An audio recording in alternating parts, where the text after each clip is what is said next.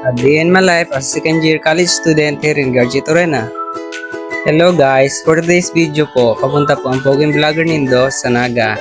And nagpe-prepare na din kami dyan and then naglalako-lakaw na pasiring sa fish landing. Yan na po pala sa kariba ko, naka-Korean dakulon po mga bagahita. Garo po kayo ma-abroad niya na ang daw yan.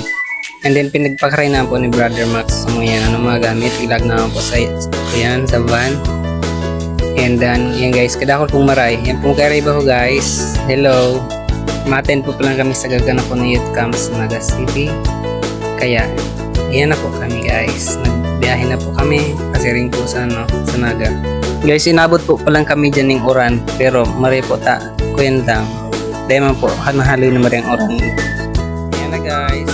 Kuyan po maray ang dalagan dito. Pagsikon po siya dyan guys. Nakupas na po kayo ng maligaya.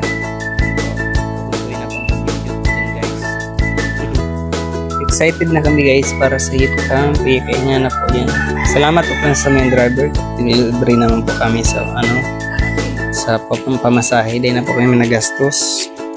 And then sa kariba ko po dyan, shoutout naman po sa endo dyan, kina Ate Shinamay, and then kina Jelay, and then sa tugang niya and pinsan.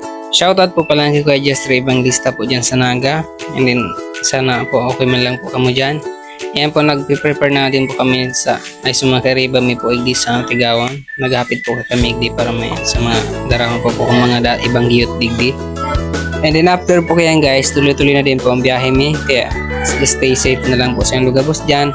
God bless and salamat po sa supportan nindo sa ko yung video. Sana po din pang magsawa na maghiling ka sa ko yung mga video dawa dahil man po makakuyan na maray.